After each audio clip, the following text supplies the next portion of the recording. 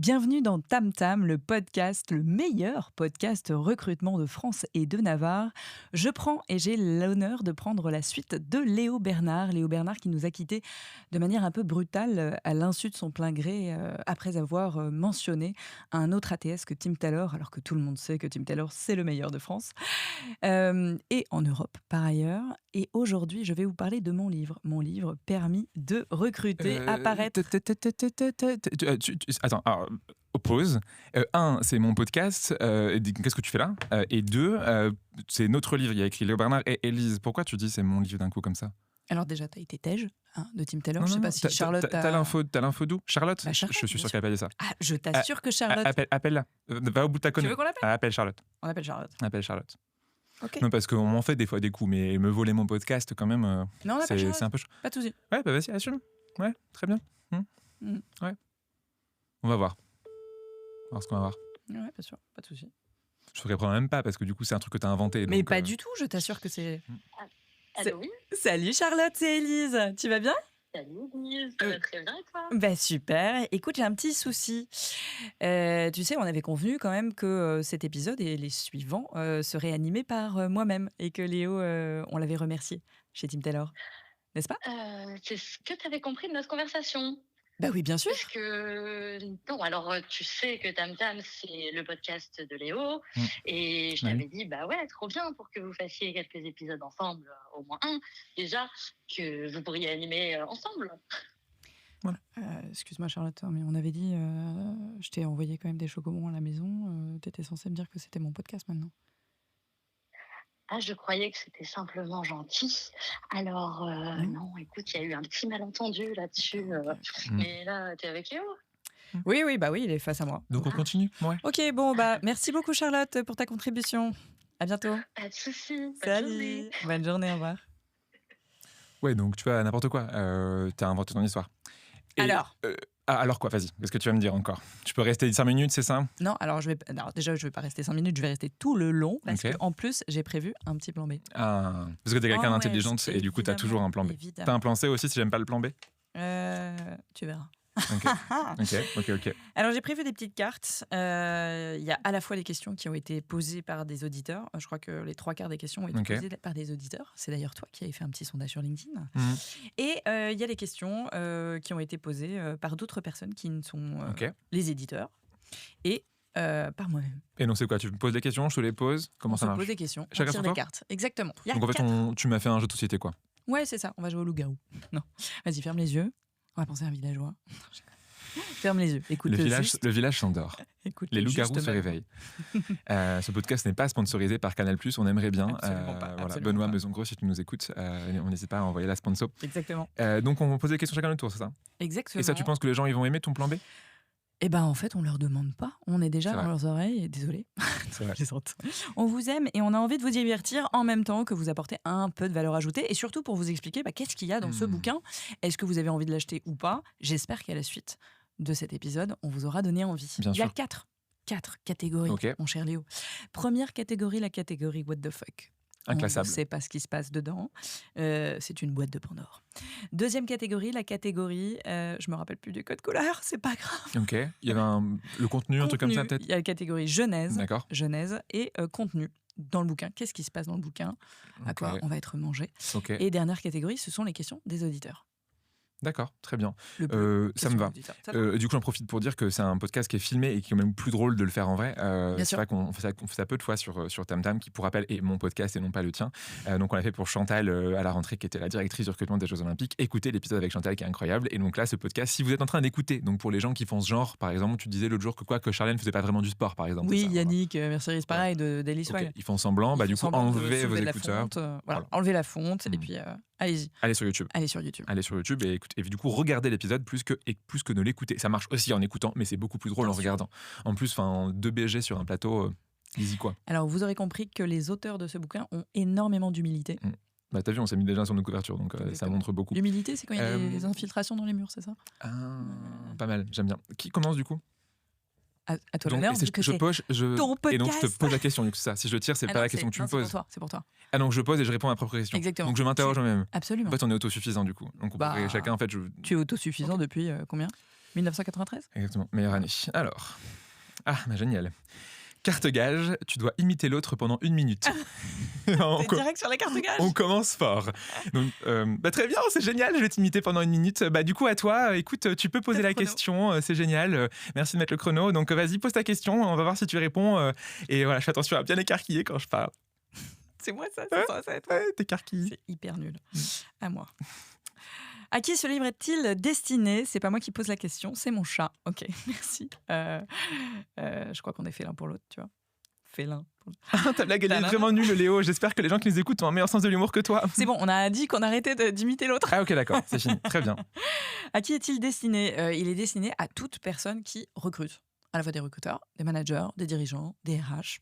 Toute personne qui recrute, qui est partie prenante d'un process de recrutement et qui prend la décision in fine, c'est quand même mieux d'avoir les bonnes méthodes, les bonnes pratiques, les bonnes techniques. Et il est garanti 0% bullshit et 100% conseils pratiques. Est-ce qu'il est bio ? Ouais, issu de l'agriculture biologique, élevé en plein air, nourri au bon grain de nos ancêtres, sans pesticides, sans conservateurs. Trop bien. Donc, d'ailleurs, ni jargon insupportable. Que les gens ne comprennent pas. Et du coup, je rajoute que même sur le côté, ce qu'il est fait pour tout le monde, il est même fait pour les gens qui recrutent très peu et qui recrutent beaucoup. Enfin, même quelqu'un qui fait un recrutement par an va pouvoir lire ce livre et trouver plein de valeur ajoutée. Et quelqu'un qui recrute tous les jours, tout le temps, une centaine de profils par an va aussi kiffer. Okay. C'est universel. Donc, tu es en train de me prendre mes questions. Ouais, tout à fait. Ouais, ok, super. Alors, en quoi ce livre est-il différent des autres livres sur le recrutement ? Très bonne question. C'est pas une question d'auditeur pourtant, mais ça aurait pu en être une. Ouais. En vrai, les livres sur le recrutement, souvent. Alors nous, on aime bien les livres en anglais. On a cette chance de try to be. We are like completely, bilingual. Like we talk 2 languages. Okay, where is Brian? I don't know. Et in the RERA. Et du coup, parce que on lit beaucoup les meilleurs livres qu'on a lus, c'était des livres anglophones parce qu'ils sont plus avancés aux États-Unis, en Angleterre. Et on peut peut-être en recommander certains d'ailleurs anglophones. Robot de prof recruteur, moi de Catherine préféré, et Evidence-Based Hiring, qui parle beaucoup de données et de sciences. Et moi, je dirais Talent Choose You de James Ellis sur la marque employeur. Et Hiring Success de Jérôme Terninck. Ça en fait déjà 4. Ouais. Et en effet, les livres qu'on avait en français, souvent, c'était soit destinés plutôt aux managers, comme le livre d'Antoine Fraisse, mais qu'on aime bien et qu'on salue, dédiés aux recruteurs, comme le livre du coup de Nicolas Galita, et ou alors c'est des livres académiques, genre entre guillemets chiant, parce que du coup très universitaire et donc pas basé sur le terrain. Et nous, on a voulu faire un livre un peu universel qui du coup est à la fois théorique et pratique, à la fois destiné aux recruteurs et aux managers, qui est aussi très très beau, très très coloré, très vivant, avec plein d'exemples. On a plein aussi de témoignages. Enfin bref, il est plus complet, je trouve, sur plein de sujets qu'on va aborder. On a voulu mettre beaucoup de choses et condenser avec des ressources supplémentaires, mais on en parlera après. Et du coup, là, il est plus basé sur notre exercice, sur notre pratique, sur notre compétence, sur tout ce qu'on a pu tester en fait de notre expérience. Ouais, c'est ça. C'est des conseils prouvés et éprouvés par le terrain. Et par nos missions. C'est ça. Voilà. Qui a fait le premier pas sur Tinder ? C'est toi qui as créé ces questions. Bah oui, c'est toi qui as créé toutes ces questions. Forcément, c'est toi qui as créé ces questions. Ah, mais si je peux pas faire mes blagues. Moi, j'ai utilisé le super swipe. J'ai payé. Tu sais que t'as une étude qui est sortie qui montre que c'est les hommes qui payent plus d'argent sur Tinder et qu'en moyenne, genre les femmes ont tellement plus de likes que du coup, Tinder est fait pour les hommes qui vont payer hyper cher en package de super swipe. Et donc, c'est un très bon business pour les hommes parce que les femmes n'ont pas besoin de payer vu qu'en fait, t'as plein de matchs. Je crois qu'en moyenne, genre un homme a genre 6 matchs, je sais pas, dans la journée, la femme, c'est 300, tu vois. Wow. Et c'est tellement. Pas logique que les gens payent. Ça n'a aucun intérêt de. C'est pour ça que la CEO de Bumble, qui est une ancienne de Tinder, a voulu dégager ce truc-là et que ce soit les femmes qui aient le pouvoir. Alors. Mais attends, j'ai pas répondu à ça. Alors, c'était pas sur Tinder, c'était sur LinkedIn. Ok, d'accord. Sur LinkedIn. Ouais. Sur LinkedIn, tu m'as envoyé un petit message en disant dis donc. Coucou, j'ai lu un de tes articles, dis donc, c'est pas con pour une fois. Il y a une femme qui dit un truc intelligent. Ah, tiens. Là, je me suis dit, ok, le mansplainer dans toute sa splendeur. Je plaisante. C'est un mauvais rêve, ça, que t'avais. Puis c'est pas la vérité. C'était pas la vérité. C'est tellement pas moi en plus. Non, c'est clair. Tu m'as juste envoyé un super message trop gentil, trop mignon, qui disait que t'étais assez aligné avec les valeurs et la vision que j'avais et l'évangélisation que je voulais faire sur les bonnes pratiques du métier. Et je t'ai répondu en disant c'est trop drôle parce que hier soir j'ai lu une de tes newsletters. À l'époque c'était People. People. Le petit pois RH. Petit pois RH. C'était tellement nul. Pourquoi ? Mais comment ? N'en parlons pas. Heureusement que tu m'as rencontré, ton niveau d'humour est assez élevé quand même. C'est une histoire People qui doit rester enterrée là où elle est, à savoir le. C'est ça. Et j'avais trouvé ça canon. Et je me suis dit, rencontre-nous, prenons un café. Et je crois que moins d'un mois après, on animait déjà un premier bootcamp pour mode test and learn. D'abord, je suis parti en vacances parce qu'à la base, moi, je comptais faire le tour du monde pendant 1 an après avoir quitté mon CDI. Et j'ai cassé tes plans. Et tu m'as dit, viens, on crée une boîte ensemble. Ah, shit. C'est pas grave. Un jour, on pourra en parler plus en détail parce qu'il y a des gens qui sont curieux, notamment Anaïs Ledigarcher qui nous écoute peut-être et qui nous a dit, moi, je veux savoir ce qui se passe. Okay. Parle pas comme ça, mais bon. Pourquoi permis de recruter? Très bonne Très question. bonne question. Pourquoi permis de recruter? Tout simplement parce qu'on n'avait pas d'idée et donc on a demandé à l'IA de nous en créer. Non, en fait, ça vient d'un débat. Une table ronde, ça s'appelle la non-conférence du recrutement, c'est organisé partout en France et donc c'était à Lyon. Dans la salle, il y avait Amélie Arnaud, il y avait Valère, il y avait Desmazières, il y avait Nicolas Galita, il y avait Hélène Ly et le débat était justement faut-il un permis de recruter? Et en gros, le principe, c'est de dire qu'il y a tellement de mauvaises pratiques qu'il faudrait en fait réguler ça et s'assurer un peu comme genre, je sais pas, les comptables qui ont l'ordre d'expertise, les avocats qui ont leur ordre et tout, avoir un ordre du L'ordre des recrutement recruteurs. et que du coup, tu aurais une asso qui viendrait s'assurer que tu aies les compétences minimum. Et donc, ce serait marrant comme idée. C'est passer ensuite aux oubliettes, comme toutes les bonnes idées que tu as autour d'un café ou d'une discussion et que Ouais. tu oublies. Et quand on a du coup brainstorm sur le livre, en fait, on avait plein d'autres idées qui est possible. Et genre, tu as eu le truc, bam, viens, on réutilise ça. Et en fait, c'est une évidence. On devrait tous avoir un permis avant de recruter parce que c'est tellement important dans la vie des gens. Il y a des potentielles Carrément. discriminations, etc. Il faut qu'on fasse ça bien.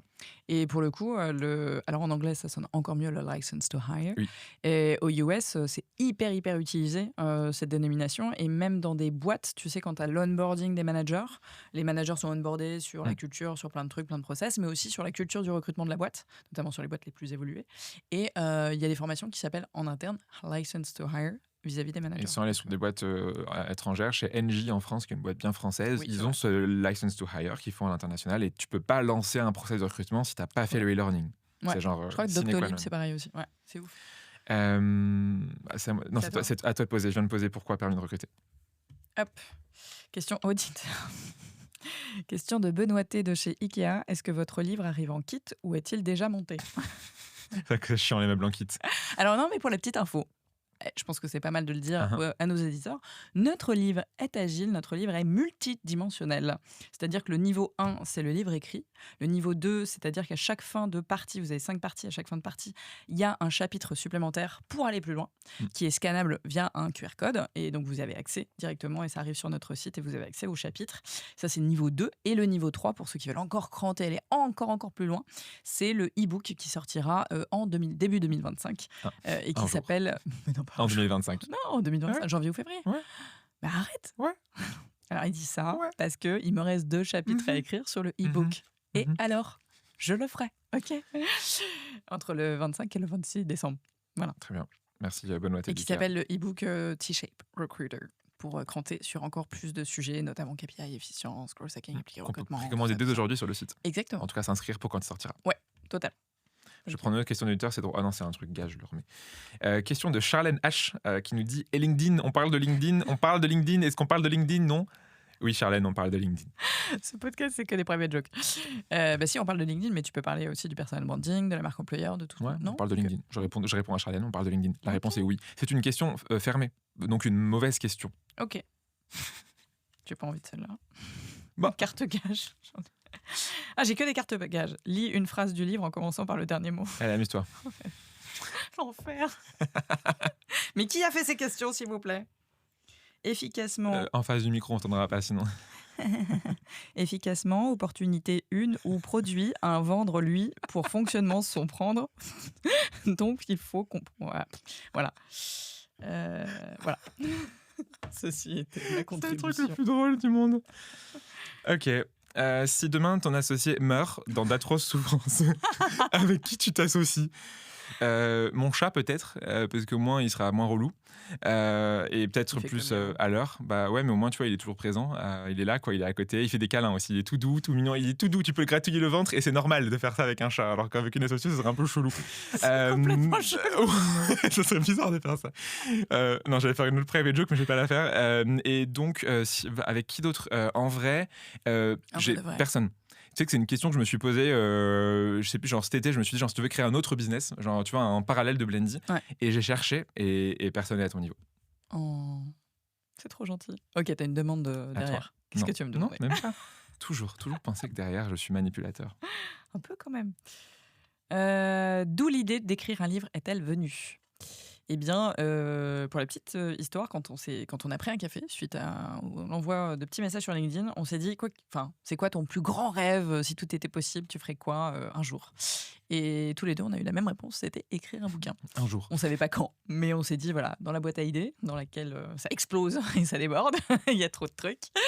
On s'était dit un jour on ferait un livre et si tu veux raconter l'anecdote, c'était la soirée de lancement du livre de Nina Nina Ramen Ramen, qui sur le avait fait copywriting. son livre sur le copywriting et qui m'avait invité. J'étais trop contente d'être à cette soirée-là, c'est très C'est chouette. plutôt cool. Et du coup, j'ai rencontré donc Chloé, qui est notre éditrice chez Erol, qui était juste à côté de la libraire dans le coin à parler de livres, parce que c'est le principe entre une libraire et une éditrice, tu parles de livres. A priori. Et du coup, j'étais genre bonjour, vous êtes qui, nanana, parce que j'aime bien pas parler de gens que je connais pas. Et donc, elle m'a dit, bah, je suis Chloé, éditrice. Je dis, ah, trop bien, comment? Et c'était en mode, comment ça marche l'édition? Je Ouais. connais rien du tout. Enfin, perso, j'avais avant d'écrire sur Spatter, mais je connaissais rien du monde de Rien l'édition, du tout. mais genre zéro. J'ai À découvert part, un ils font monde. des livres, c'est tout ce que je savais. Et il y a plusieurs maisons d'édition différentes. Un peu comme les voitures, tu vois, genre ça roule et il y a plein de marques, mais c'est tout ce que je savais. Ouais, pareil. Et du coup, on s'est dit, on fait ça. Et donc, j'étais Ouais, on lui a juste demandé, curieux. genre- Et des mois plus tard, on l'a recontacté en mode, pour info, on est curieux du process, comment ça marche.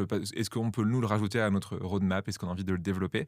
Et elle nous a dit, c'est simple, envoyez-moi, genre, si vous voulez, un plan détaillé. Vous avez une semaine, je le passe en comité d'édition. Et puis, on a passé en comité C'est ça. d'édition. Elle a dit, c'est cool. Mais à l'époque, elle dit, c'était chelou d'appeler les candidats les moutons, parce que notre titre Ah oui. provisoire, ça s'appelait les moutons comment recruter un mouton à 5 pattes. Et elle nous a dit, Exact. c'est bizarre d'appeler chouchouter les moutons, chercher des moutons, attirer les moutons, évaluer les moutons. Donc elle m'a dit, ok, mais on arrête la métaphore sur les moutons. Mais c'était provisoire. Nous, on le savait, mais apparemment, eux, non. Et Moi du j'étais coup, hyper sérieux sur le mouton. Ouais, non, à chaque chapitre, c'était un peu chaud quand même. C'est Ça un fait peu beaucoup de chiant. moutons. Et c'est pas sponsorisé par Ardelaine. Tu connais pas Ardelaine? Ardelaine, Non. qui est une marque de laine dans le Poitou-Charentes. Dans le Ah non, dans le Poitou-Charentes. Poitou-Charentes. Et qui fait des magnifiques laines bio, etc. Voilà, Ok. ce n'est pas sponsorisé par Ardelaine, mais c'est des très très bons produits de qualité. Ni pas mal, ça. par Charlène du coup. Non. Carte gage, lis le dernier SMS que tu as envoyé. Mais qui a fait ces questions? Est-ce qu'on peut faire des réclamations? Alors, lis le dernier SMS que tu as envoyé. Mozzarella, yaourt, jambon. Mon SMS est plutôt 15. Voilà, je ne donnerai pas le contexte, plutôt 15. Ça peut être tout et n'importe quoi. À toi. Ok, quels sont les thèmes qui ne sont pas abordés dans ce livre? Eh bien, c'est une excellente question. Si, on n'a pas abordé l'IA. On a décidé de pas, en tout cas pas dédier un chapitre entier à l'utilisation de l'intelligence artificielle, même si dans le chapitre dédié à la productivité, aux automatisations, qui ne fait pas partie du livre écrit, mais fait partie du e-book qui sortira début 2025. On a parlé effectivement rapidement des différents scénarios dans lesquels on peut utiliser l'IA. Et en fait, l'IA ne se résume pas à ChatGPT ou Claude ou d'autres. Intelligence artificielle, il y a aussi plein d'autres trucs qui intègrent l'intelligence artificielle, des ETS comme Tim Taylor, par exemple, ou les Luca, Solers, ou Solers, Luca, enfin voilà, donc plein de trucs. Donc, pourquoi on n'a pas fait un truc dédié, par exemple, à ChatGPT ou ce genre de choses? En fait, on l'a distillé un petit peu partout et via des prompts et des méga prompts qu'on s'est amusé à écrire, etc. Mais ça, c'est plus des choses qu'on donne directement aux gens qui font la formation avec nous, Blendy. Mais aussi parce que c'est trop jeune, trop vert, entre guillemets. L'IA vient d'arriver, entre guillemets. Et donc, se positionner comme expert sur un truc qui vient d'arriver, pour moi, c'est pas forcément une bonne posture, en tout cas, par honnêteté intellectuelle. On voulait pas donner des leçons sur ces sujets. Mais en revanche, on partage des super méga prompts pour non pas venir créer from scratch. Pour nous, tu me couperas, hein, mais pour nous, l'IA, c'est plus un assistant. C'est là pour venir corriger des choses que tu as d'ores et déjà faites en lui donnant un peu toutes les méthodologies plutôt que de créer from scratch une annonce ou un message d'approche. Je trouve que c'est pas hyper quali les résultats qu'on a là-dessus. Par contre, en correction, c'est beaucoup plus intéressant. Oui, il y a plein d'usages qui se créent tous les jours. Mais en effet, je suis d'accord avec toi. Personne peut se dire aujourd'hui expert en IA. Enfin, les gens qui vous disent ça, c'est beaucoup de bullshit. Souvent, c'est pour vendre des trucs. Sauf ceux qui créent les algos, etc. et qui travaillent Voilà, chez oui, ChatGPT exactement. Là, tu es expert en IA. Ça fait depuis 10 ans qu'ils sont en train de créer sur des modèles. Oui, ils sont experts en processus créatif et algo d'IA. Mais personne aujourd'hui n'est expert. Dans le recrutement, il y a tellement de cas d'usage différents. Et tu as aussi un truc qu'on dit dans la tech, ça s'appelle le garbage in, garbage out. Donc, en gros, souvent, l'IA, c'est comme l'automatisation. Les gens s'en servent pour faire plus. Mais si du coup, ton message d'approche est nul et que tu le fais à l'échelle, c'est pas cool. Si ton annonce est nulle, que tu la fais à l'échelle, c'est pas cool, etc. Ouais. Et donc, il faut d'abord bien maîtriser, donc avoir son permis de recruter. Et ensuite, on peut aller voir sur des sujets d'IA ou d'automatisation. Exact, total. À toi. C'est là les questions d'auditeurs, ça, c'est les Yes. bleus, je crois. Ouais. Gage. Réponds à la question suivante en ASMR. Et donc, je vais répondre à la question d'auditeur en ASMR. Question de Chloé, de G. Erol. Vous arrêtez quand vos conneries? Ça tombe très bien. Eh bien, Chloé, dans pas longtemps, parce que cet épisode ne durera pas très longtemps du tout. On est désolé, Chloé, de t'avoir beaucoup embêté dans la process de rédaction de ce livre. Mais je pense que tu es, comme nous, fière du résultat. Merci, Chloé. Bisous à Chloé, notre éditrice. Qu'on aime beaucoup et qu'on a un petit peu maltraité. Beaucoup, oui. Surtout toi. Surtout toi. Assume. Surtout moi. Dis les choses. Sort it out. À toi. Quelles sont les différentes parties du livre? Pourquoi tu pleures? Je sais pas si c'était drôle. Non, je pleure pas, je ris. Ah, d'accord.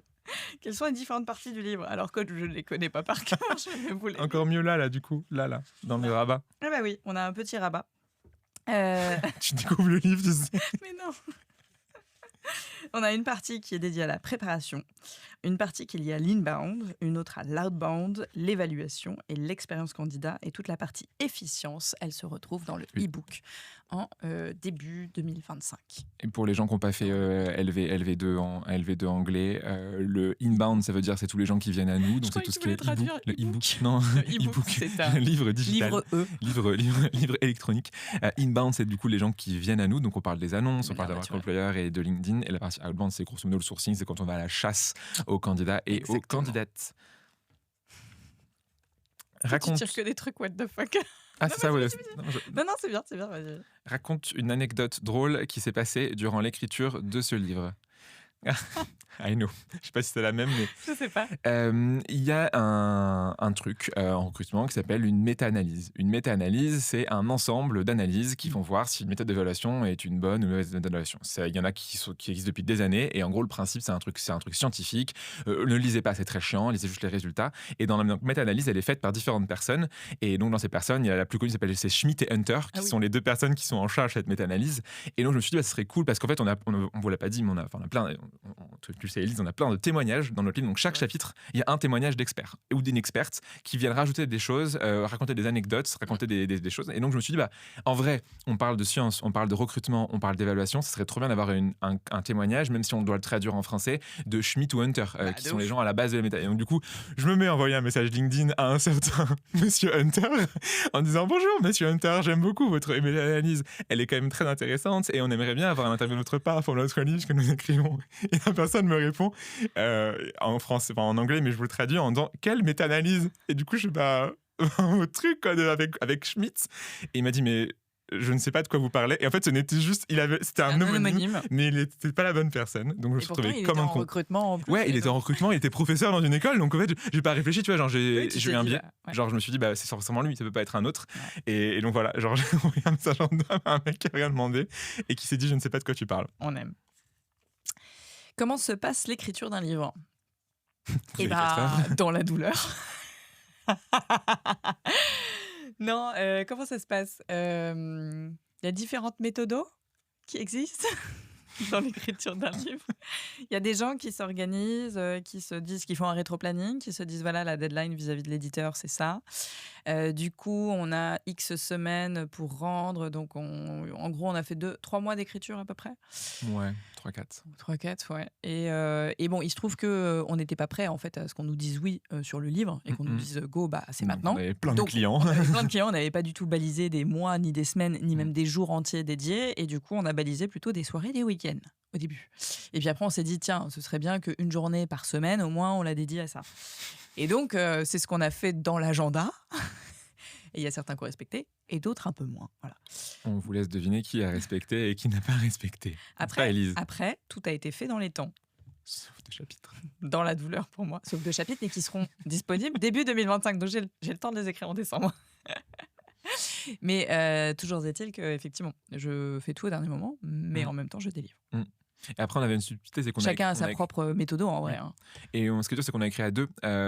Beaucoup de gens écrivent des livres tout seuls, donc c'est simple, entre guillemets, t'es toi et toi-même. Et donc nous aussi, on a un process, c'est qu'on a co-rédigé des plans détaillés. Oui. Donc en gros, qu'est-ce qu'on dit précisément dans ce chapitre-là, avec les exemples, les structures, etc. Puis on a chacun rédigé notre premier jet, puis on a fait une première repasse de l'un, et donc la première personne initiale a dû réécrire son texte, puis une autre repasse. Et ensuite, il y a eu les 1001 commentaires de la part d'Erol qui nous ont dit plein de trucs à chaque petite ligne / paragraphe sur qu'est-ce qu'il fallait changer. Donc ouais, c'est dernier truc après, parce que j'ai hacké ta question un peu, mais je trouve ça intéressant. En gros, souvent on s'imagine que ce qui est dur, c'est d'écrire le livre. En fait, c'est pas l'écrire, c'est la suite. La réécrire. Quand tu as écrit ton premier jet et ton chapitre, c'est que je pense on est à 25-30% du chemin. Le reste, c'est la correction de l'autre, la réécriture, l'amélioration, les petits détails. Et des fois, tu vois, genre on a d'autres du coup des épreuves. Donc quand on rend notre manuscrit, les éditeurs viennent vers nous et on a une première, une deuxième, une troisième, une quatrième épreuve où on doit tout vérifier. Et en vrai, là, un truc qui était dur pour nous, c'est que même des fois après avoir relu relu 6 fois la même chose, on trouvait encore une manière de l'améliorer ou de dire différemment ou un mot qui nous plaisait pas. C'était dur de pas tout réécrire, je trouve, in extenso, effectivement. Parce qu'en plus, c'était des trucs qu'on avait écrits il y a plusieurs mois, puisque la correction, etc., il se passe, nous, on écrit pendant 3 mois, et puis après, il se passe au moins 6 mois ou 7 mois quasiment, où il y a des échanges, des machins, il faut qu'ils mettent aussi en page avec le design et tout. Et effectivement, sur la correction, c'était super compliqué parfois de se dire ah non, en fait je le redirais autrement aujourd'hui, et là tu peux pas parce qu'on te dit non, faut arrêter. Et même dans la manière de corriger et de valider le BAT, on te dit non mais là il s'agit juste de dire go, c'est bon, il n'y a pas de grosses problématiques, mais même s'il y a une erreur, un truc, un micro truc, tant pis, ça passe à la grappe. Donc ça c'est un peu difficile de lâcher prise sur le perfectionnisme. Et attends, il y a un truc que je voulais dire sur l'écriture et j'ai oublié, mais c'est pas grave. Si, je pense que c'est la même chose pour un bouquin. Ouais, j'ai besoin. Je suis italienne, moi je parle avec les mains. Non, mais c'est la même chose pour les bouquins, même les romans. C'est Eric Emmanuel Schmitt qui disait l'écriture, écrire un livre, c'est 20% d'écriture et c'est 80% de réécriture.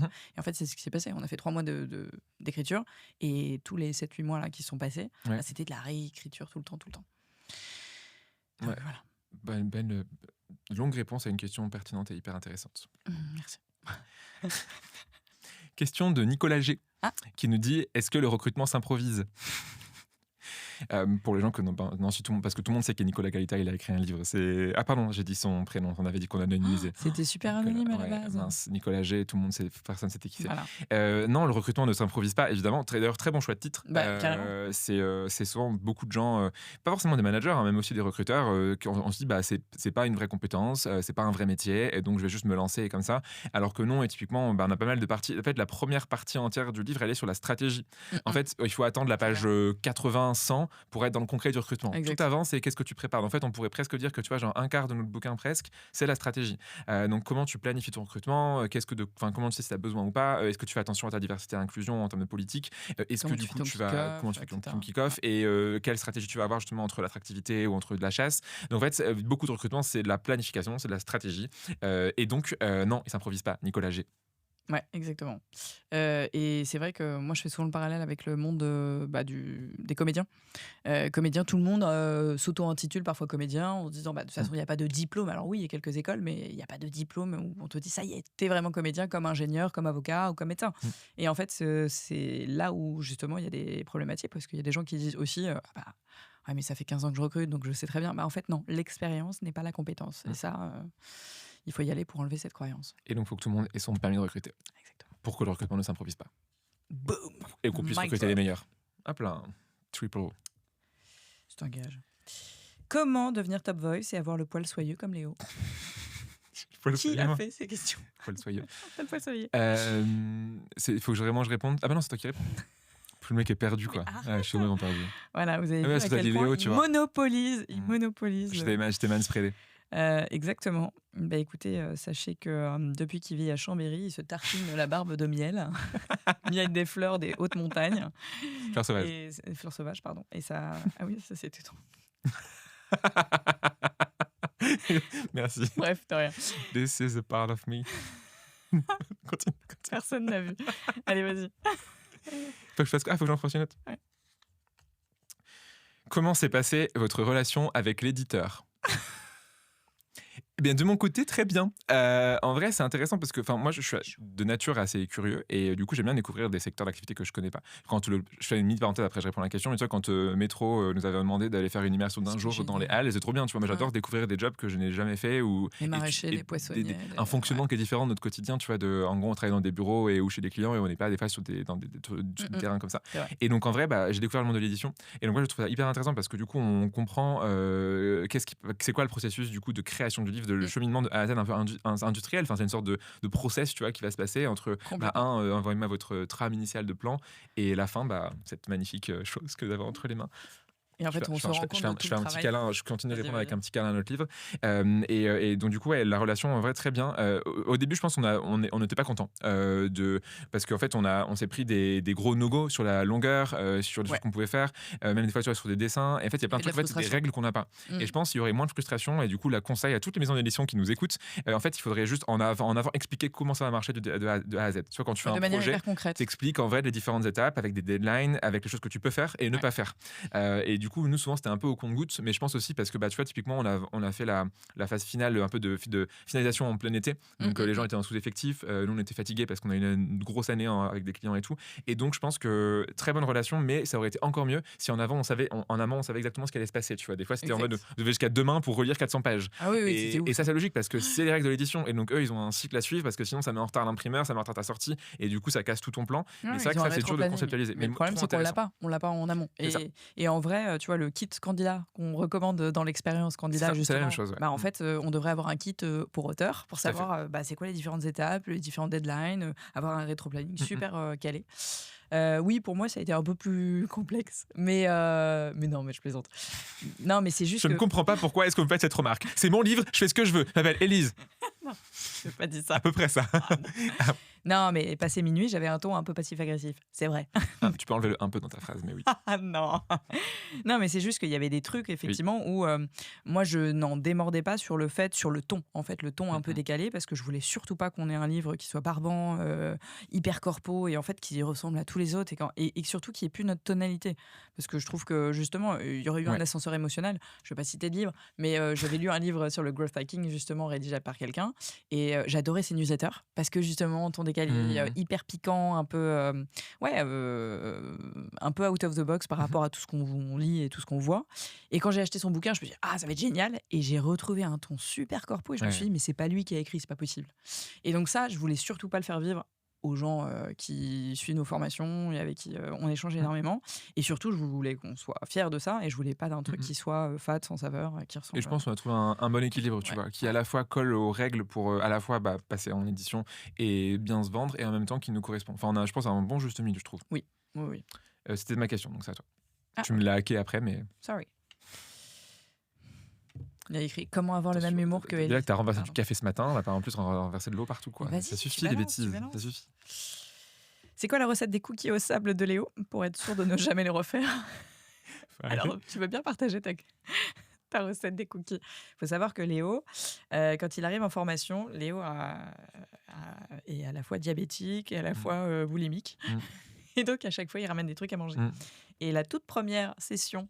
La deuxième. La première, c'était très bonne, les cookies. C'est la deuxième. Elles n'ont pas été mémorables, mais bref, la deuxième session, tu nous as ramené des cookies. Et alors, c'était trop mignon parce que tous les participants étaient trop gentils. Parce que c'était bon. Bah oui, parce que t'as dit j'ai fait ça avec amour et tout. Ils n'ont pas osé. Roulé sous les aisselles comme dans Le Père Noël est une ordure, et tout le monde a mangé. Voilà. C'est je me super régale. bon. Voilà. Et tout le monde a bu 2 litres d'eau après. Et je sais pourquoi. Pourquoi? Et du coup, parce que j'ai fait la même erreur l'autre jour. En fait, c'est quand tu fais des cookies, c'est important d'avoir un beurre qui n'est pas chaud. Parce que si ton beurre est chaud, en fait, il va commencer à précuire le reste des ingrédients, et c'est là où ça devient sablé. Et donc, du coup, faut laisser quand tu chauffes ton beurre, faut le laisser refroidir. Ou alors, tu prends du beurre mou, donc tu le mets hors frigo et il va se ramollir. Mais du coup, voilà, c'est la raison. Donc, si vous voulez faire des cookies, ne ratez pas les cookies en faisant du coup trop cuire du beurre, en mettant en tout cas du beurre non tiède, chaud, dans le reste des ingrédients avant de mélanger. Écoute, tous les auditeurs, ce podcast est sponsorisé par Mercotte. Exactement. Cyril Lignac. J'ai vu qu'elle vivait à Chambéry, Mercotte. Ouais, je suis trop content. Dingue, tu peux peut-être la rencontrer. Allez. Est-ce que ce contenu a été écrit uniquement à 4 mains? 1, 2, 3, 4. Les 4. On dirait un truc pour enfants, là, genre ainsi font, les petites marionnettes. Non, il n'a pas été écrit par 4 mains, il a été écrit par environ, du coup, 64 mains. Ouais. Parce que dans chaque chapitre, on a minimum un ou une experte qui du coup rajoute sa touche. Ça, si vous voulez voir du coup dans le livre, il y a des petites parties. Je vais en trouver une. C'est que ma tête partout, ou la tienne. Je pense qu'on est un peu mégalo quand même. On a mis beaucoup de parties avec nous. Surtout toi, je pense. Mais du coup, il y a des parties. On a fait appel à des experts, des gens qui du coup avaient une connaissance certaine. C'est parce que la photo elle est pas au bon endroit, elle est à droite et nous c'est à gauche. C'est pour ça. Il y a du coup différentes parties, comme je te montre ici, tu vois, où donc tu as écrit Lucille de chez Tim Tyler par exemple, qui parle d'expérience candidat. Et donc, on a fait appel à des personnes qui savaient maîtriser un peu ce qu'elle disait sur des sujets. Plein d'experts qui ont des parcours différents. Ou des gens même, tu vois, genre juste qui, sur ce sujet-là, avaient un truc à raconter. Ou une anecdote. Des fois, c'est anecdote, des fois, c'est conseil, des fois, c'est outils, des fois, c'est des choses différentes. Et donc, en fait, il y a du coup 30 autres personnes, donc 60 mains en plus, qui ont écrit ce livre. Pas mal, hein, t'as vu. Bac ES, SPEMAT, ça joue le SPEMAT, c'est important à dire, tu sais. Non, et donc, en effet, on est plus que 4 mains. Okay. Merci Léo. Question de Christelle de Foucault. Est-ce que vous parlez le wingfoil dans votre livre? Est-ce que tu parles de wingfoil dans le livre? C'est pour toi la question. C'est pour moi. Tu vois, si tu te Oui, trompes, t'as raison. c'est dur. Hein. Non, mais on surfe sur les tendances. Ah là là. Et cœur sur toi, Christelle, si tu nous écoutes, on adore quand tu parles de Weekfoil, ça change par rapport aux trucs chiants sur LinkedIn. Exactement. C'est frais. Tu prends toujours les... Non, j'en avais pas pris depuis longtemps, ok, justement. vas-y. C'est quoi, selon toi, le plus gros défaut de l'autre ? La gestion des délais. Non, c'est toujours on Oui, time. mais du coup, ça crée un stress chez l'autre. Parce que du coup, Oui, chez toi, ça crée un stress. je vous donne un exemple. On devait préparer, par exemple, l'intro de ce podcast. Un podcast dont on parle depuis maintenant, je pense, un bon petit mois. Et du coup, on a fait ça à la pause déj, à 13h45, avant d'enregistrer à 14h. Donc, c'est pas grave, ça s'est fait, personne n'a vu, on n'a rien vu. Enfin, quoique, on a vu un petit peu, quoique pas du tout. Je sais pas, à vous de nous dire, vous nous direz en commentaire. Ton plus gros défaut, c'est ça, c'est la gestion. Non, c'est pas interactif. Mais tout à l'heure, ce matin, on était en live, du coup, je me sentais en live sur LinkedIn. Et donc, ouais, c'est la capacité à gérer les délais et ou, du coup, à dire à l'autre, je suis en retard sur ce délai, mais nos soucis, je gère. Mais je dis tout le temps je gère. Mais tu me crois pas ? Il n'y a pas de droit de réponse. Je dis tout le temps je gère de et je réponse. délivre tout le temps. Il n'y a pas de droit de réponse. Après, Tu délivres tout le temps. Mais je n'ai pas dit que ton défaut, c'était pas délivré. C'est juste de faire... alors, c'est la gestion de la communication sur la gestion de la deadline. Boom. Exactement. Ouais. Exactement. Right. Beau défaut, ça. Comment est votre blanquette ? Ma blanquette est bonne. Bonne réponse. C'est la seule réponse. Non, mais je vais faire une autre. Partage une anecdote sur l'écriture du livre. Eh bien. Non, mais j'en ai une sur une fois, effectivement, justement. Donc, j'avais du mal à lâcher sur le fait que le ton était décalé, que ça ne devait pas être un truc barbant. Et donc, je ne voulais pas supprimer certaines de mes blagues. Et on n'était pas d'accord sur certains trucs. Et à un moment donné, Léo, à 1h du mat, nous a envoyé un petit mail avec une vidéo YouTube et une petite chanson pour enfants. Une comptine en mode « Tout va bien dans la vie est belle !» Voilà, pour calmer les ardeurs de chaque côté. C'était très mignon. J'essayais de Mais faire oui, de mon mieux. c'est la vie choupi. Alors, question de Michael S. Est-ce que la diversité capillaire est abordée dans le bouquin ? Du coup, par définition, oui, parce que tu as les cheveux longs et blonds, j'ai les cheveux courts et bruns. Oui, donc déjà, tu vois, on a une diversité capillaire. Ouais, mais oui, il y a un chapitre sur la diversité et inclusion en tant que telle. Alors, on ne parle pas de diversité capillaire en tant que telle. Désolé, Michael S., tu n'auras pas la réponse à ta question. Exactement. Mais on a en effet, dès le début du chapitre, c'était important de parler de diversité. Avant même de parler du reste du recrutement, c'est OK, pourquoi c'est important ? Après, du coup, je reprends les mots de Chantal, donc de la directrice de recrutement des Paris 2024, qui nous disait que, en fait, on ne fait pas de la diversité. Par définition, le recrutement devrait toujours prendre en compte la diversité. Sauf que dans la vraie vie, dans le vrai monde, des fois, c'est pas le cas. Et donc, on fait de gros rappels sur comment est-ce que du coup, tu fais une annonce inclusive, comment est-ce que du coup, tu chasses de manière inclusive, comment est-ce que du coup, tu évalues sans biais, et même du coup, via les biais cognitifs ou autres. En fait, la diversité est empreinte de tout chapitre. C'est un sujet qui est hyper important pour nous. Et on voulait pas. Une de nos batailles dans le recrutement, c'est qu'on recrute, qu'on discrimine moins à l'embauche. On a d'ailleurs, alors c'est dans le e-book qui sortira en 2025, mais un témoignage de SOS Racisme dans la partie juridique qui nous explique justement la pratique des testings et autres. C'est un thème pour nous qui compte beaucoup. Absolument. J'ai une carte Joker, je peux hijacker ta question. C'est bien ça. Voilà. Tu peux la garder face visible, comme ça, du coup, tu sais que tu peux la faire. Je la garde, au cas où. Du coup, j'en tire une autre. Quelle était votre méthode pour écrire ce livre ? On l'a expliqué, c'est-à-dire que tu en as une et je n'en ai pas. Voilà. C'est résumé comme ça. À toi. Non, j'ai déjà fait ça. Allez, ça fait sur longtemps que je n'ai pas fait une comme ça. Combien vous gagnez par livre vendu ? Alors, sur un livre, mettons, qui coûte 100 €, c'est pas le cas, il coûte 28, mais c'est plus simple pour le calcul. La librairie prend entre 30 et 40% du montant, donc entre 30 et 40 €. L'éditeur va prendre entre 10 et 15%. L'imprimeur va prendre entre 10 et 15%. Donc on est déjà plutôt dans les 80.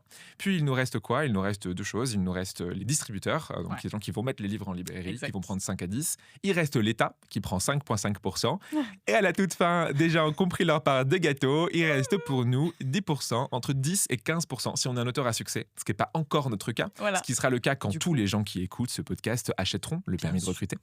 On aura du coup les 10% de ce qui va être vendu. Donc je vous laisse faire les calculs sur un livre à 28 €, sachant que nous sommes deux et que du coup en fait c'est pas 10%, c'est 5% chacun. Allez, voilà.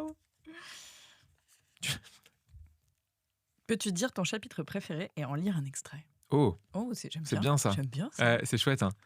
Ça, c'est moi qui posais Le temps que tu le cherches, vas-y. Fais un petit. la suite de cet épisode va être un instant librairie, un instant émouvant, un instant où Élise va vous lire un chapitre, un extrait qu'elle aime. Elle a apparemment trouvé, Alors, d'où c'est pas son forcément- rire Ouais, très fort. Exactement. Élise va vous expliquer dans quelques instants son Le chapitre préféré. Mon chapitre 3, qui s'appelle Le recruteur qui murmure à l'oreille des managers. Bonjour. Bonjour. Je fais un ASMR. Non. Et donc, je vais lire un paragraphe, c'est pas le premier, hein, évidemment. Et je mis « Et si on notait les hiring managers ?»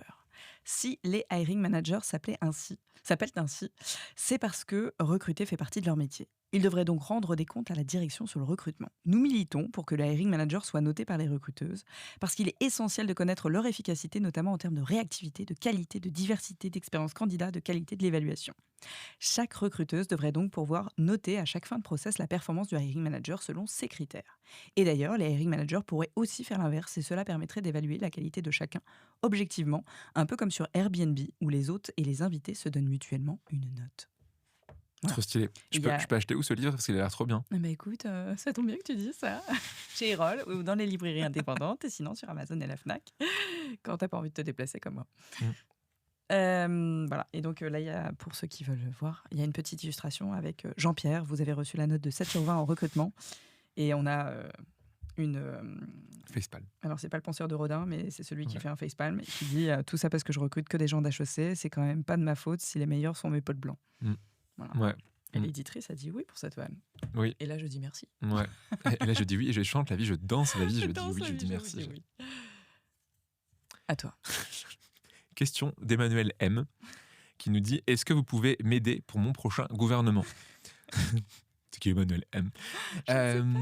Oui, en vrai, même si on n'est pas directement sur la fonction publique, en fait, on devrait même s'en servir le recrutement au global, même pour la politique, pourrait être beaucoup plus structuré et objectif. Bien sûr. Et attention, c'est là le moment. On va pas faire des cas pratiques. Et des cas pratiques. En commentaire, en descriptif de l'épisode, je vous mettrai un article que j'avais écrit en 2022, c'est ça, la dernière présidentielle, qui s'appelait « Et si le président de la République faisait un vrai process de recrutement ?» C'est un long article, il met 10 minutes à lire, et justement qui explique que si on professionnalisait le recrutement des présidents, qu'est-ce qui se passerait? Déjà, il y aurait plus la plupart des gens qu'on a aujourd'hui, parce qu'on serait pas sur du copinage et autres, et donc ça serait intéressant. Allez lire cet article en commentaire, il est assez intéressant. Donc oui, Emmanuel M, avec plaisir pour t'aider contre... genre, je veux bien que tu me prêtes l'Élysée pour notre soirée de lancement, par exemple. Voilà, ça pourrait être très, très cool. On a son travail qui était Emmanuel M. Ouais. Est-ce que vous avez utilisé ChatGPT pour la rédaction? Eh ben non. Et en fait, à la fin, je me suis dit, ben mince, on aurait dû. En fait.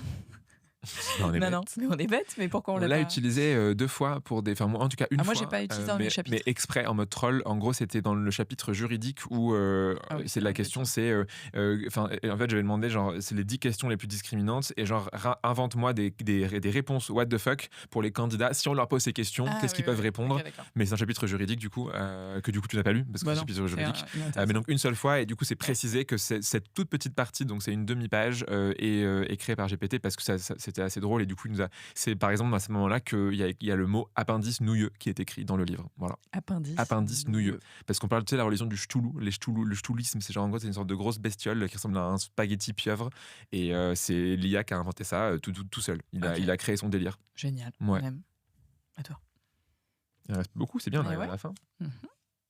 Là, il en reste combien? Il en reste une ici, une ici, une ici et 2 là. Donc je vais prendre celle-là. Gage. Pour la prochaine question, tu réponds l'inverse de ce que tu penses. Oh, nice. Donc je t'en prends une autre. Je fais que ce soit drôle, du coup. Je vais tous les voir, du coup. Non.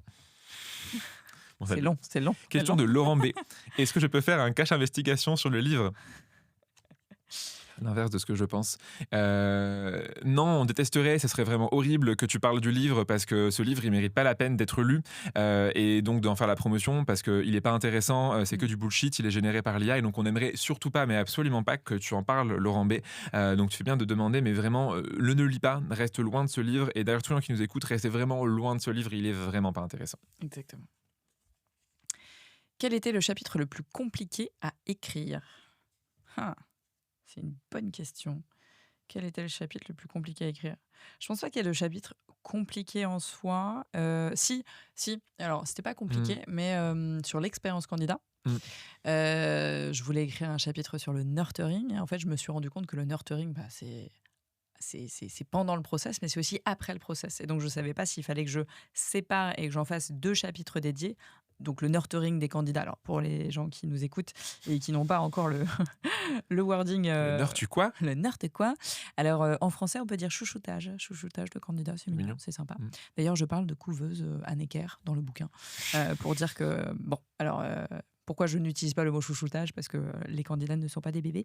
Mais voilà, ça ressemble un petit peu à ça. Et c'est en fait tous les petits messages que vous pouvez leur envoyer pendant le process de recrutement pour faire en sorte qu'ils convertissent à chaque étape et que surtout, ils ne droppent pas du process. Et donc... Ce nurturing-là, il est super intéressant de le faire pendant le process pour, in fine, closer le candidat. Mais il est super aussi intéressant de le faire à l'égard des candidats qui sont sortis du process pour une raison X ou Y. Hein. Peut-être qu'on leur a dit non parce que c'était pas le bon salaire, pas la bonne localisation ou pas le bon timing, tout simplement. Mais en fait, c'est du paid forward. C'est des gens qui pourraient être bons à un autre moment, mais un peu plus tard. Et du coup, pour les activer de manière un peu efficace et on-demand et surtout qu'ils se souviennent de vous, il faut... Ouais, tu rigoles parce que je fais plein de franglais. Forward and demand nurturing. My name is Elise. I'm from the US. Yeah, Florida. Pardon, tu peux continuer. Cap ta prochaine. Donc bref, je disais un truc en plus intéressant, enfin j'espère, à savoir que post-process, c'est super important aussi de garder le lien avec eux pour pouvoir les réactiver quand on en a besoin et qu'ils se souviennent de vous et de manière positive grâce à un biais d'ancrage positif que vous aurez créé tout en leur donnant des nouvelles, mais pas des nouvelles en mode coucou c'est nous on a fait un escape game, etc. C'était génial. Non, des nouvelles en mode j'ai fait de la curation de contenu sur ton secteur d'activité et sur ton métier. Si tu veux, ça peut t'intéresser. On leur donne de la valeur ajoutée dans le long terme et c'est comme ça qu'on garde le lien et qu'on peut les réactiver quand on en a besoin. Et du coup, ce chapitre en effet est vraiment chouette. Ouais. Et t'en as un autre, je trouve, qui était dur et en fait, c'est lié à une sorte de... Attention, ça va faire un peu comment je dirais, arrogance, mais la prouesse qu'on a essayé de faire. J'ai dit bien qu'on a essayé, je sais pas si on a réussi, mais c'est du coup de parler à la fois aux managers et aux recruteurs. Et donc un chapitre qui était dur, c'est en gros le 2e ou le 3e, où en fait, je sais plus si c'est le 2 ou le 3, où en gros on parle de la relation entre du coup un demandeur de recrutement entre guillemets, donc le chapitre 3. Exactement, et quelqu'un qui va être recruteur. Et donc c'est comment tu mets les deux ensemble. Et donc on a essayé dans ce chapitre de parler à la fois du coup aux recruteurs et aux managers, sauf que du coup tu peux pas dire par exemple au recruteur le problème c'est ton manager et au manager le problème c'est ton recruteur. Et donc faut arriver à parler à tout le monde en même temps. Et donc celui-là il était dur parce que c'est un peu à double entrée. C'est, je pense, celui qu'on a beaucoup réécrit. Là, je tournais dans tous les sens avant de trouver une manière qui nous plaisait, c'est vrai, qui est plutôt ok aujourd'hui. Même le tout premier chapitre, c'est le plus dur en fait. Ouais, et t'as une autre, et ça me fait penser à une autre anecdote. Et après, je te laisse. Non, ça sera à moi de poser une question d'ailleurs. Un truc qui est dur en fait, c'est que on est meilleur en écriture. Si un jour les gens qui nous écoutent veulent écrire un livre, on est meilleur sur les derniers chapitres parce que du coup en fait on se crée un process et on devient habitué. Et donc nos premiers qu'on a écrits étaient pas ouf. Genre quand on les a fait la review et même du coup l'éditrice Chloé nous a dit en fait vos premiers chapitres ils étaient c'était pas nul, mais genre on a mis beaucoup de choses à review. Par contre, les derniers, les parties 3 et 4, c'était simple. Parce que du coup, on entre dans une routine. Et donc, du coup, mon conseil, si c'était à refaire aujourd'hui, ce serait d'abord écrire les chapitres les plus simples en premier, où du coup, tu gagnes ta routine là-dessus, et ensuite les plus compliqués. Alors que nous, on a voulu faire dans l'ordre du livre, grosso modo. Et donc, en effet, les derniers chapitres, je trouve, sont mieux, plus travaillés, plus forts, plus efficaces. En tout cas, en première écrit. Après, on a tout relu pour que tout soit au même niveau, que tout soit homogène. Mais donc, je pense que c'est ça qui est dur. Donc, le premier chapitre était le plus dur parce qu'en fait, c'est par là qu'on commence. Et donc, je sais que celui-là, on l'a charcuté dans tous les sens. C'était le mien et entre la V1 et la version finale, rien à voir. Juste, je fais une mini parenthèse, c'est pas une question, mais je me dis peut-être que c'est une question que peuvent avoir les gens. Oui. C'est aussi à l'égard des recruteurs, donc à chaque fois j'ai besoin de faire ça, interne ou externe.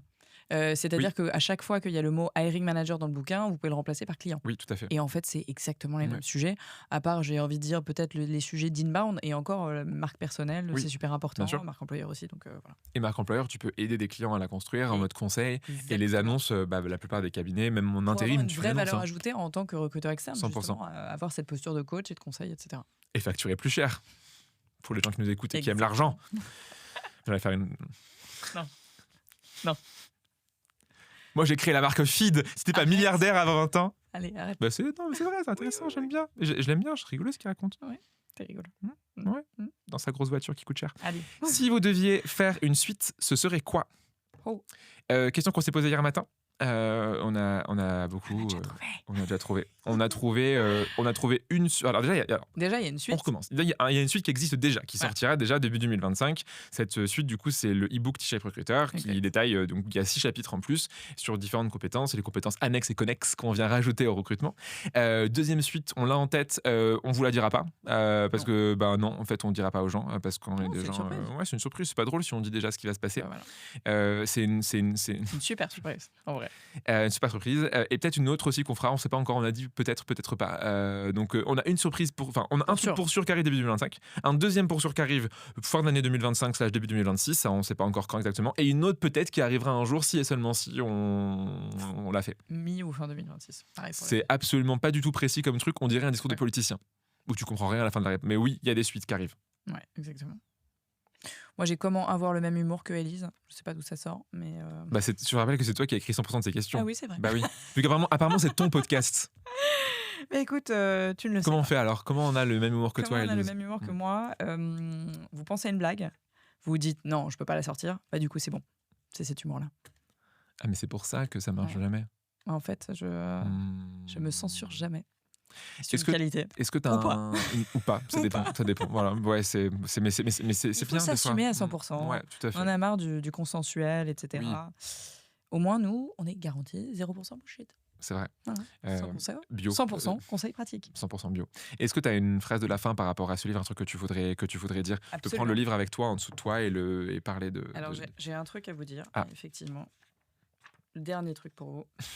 C'est ne prenez pas en compte tous les chapitres écrits par Léo, à savoir les chapitres 1, 4, 5, 7, 9, ce ne sont pas les numéros du loto, 12, 14, 15, 18, 20, 22, donc ils ont été écrits par Léo, donc beaucoup moins pertinents sur ce livre, mais allez, lisez-le quand même, faites votre BA, ça lui fera du bien. Il sera content. Je me vengerai un jour. Je l'aurai un jour. Je l'aurai. Et moi, qu'est-ce que j'ai à rajouter ? Je vais faire attention, c'est instant bisounours. Je trouve ça trop mignon qu'on ait réussi à faire ça. Je suis trop content. Et en vrai, je pense que tu vois, genre, il y a 2 ans et demi, quand je me suis lancé à mon compte et que tu m'as forcé à créer cette entreprise ensemble, alors que je voulais parler à partir à Punta Cana pendant 2 ans. Je n'imaginais pas qu'on arriverait à avoir ce magnifique objet entre nos mains. C'est quand je l'ai vu pour la première fois, du coup, il y a quelques jours, je me suis dit, genre, c'est trop bien d'avoir fait ça. Donc je suis trop heureux, je suis trop ému. On a mis tout notre amour dedans. Beaucoup trop de choses, peut-être même d'ailleurs. C'est vraiment, c'est juste un don de nous. Un truc qu'on ne peut pas nous reprocher, c'est de ne pas être généreux. Ah bah là, pour le coup, il y a tout. C'est vraiment complet. Et du coup, je suis trop content d'avoir ça entre nos mains et bientôt entre les gens vous, chers auditeurs et auditrices de Tam Tam. Voilà, c'est plein de mignonneries et du coup, je suis trop fier de notre bébé. Pareil. On a accouché, même pas dans la douleur en vrai. Non, dans la joie. Exactement. Ouais. Péridurale naturelle, à la maison, homemade. Et donc, c'est un beau bébé qui pèse à peu près quoi ? 1,6 kg, 1,7 kg Près de 400 pages. Je crois j'en ai commandé 100 et j'en ai 100 à la maison et le colis fait 66 kilos. Donc, tu peux dire que c'est du coup 660 grammes par livre. C'est beau. C'est un petit bébé quand même. Ouais, c'est un petit. Ouais. Mais mais j'aime bien. Voilà. Mais oui. C'est tout. Merci beaucoup de m'avoir accueilli dans ton podcast en vrai. Le meilleur podcast de France et de Navarre sur le recrutement et les RH. Et c'était une blague au début, parce que je veux pas te casser ta joie du jour, mais c'était cet épisode hors série. Après, on passe à quelqu'un d'autre. D'ailleurs, je vois qu'il est l'heure.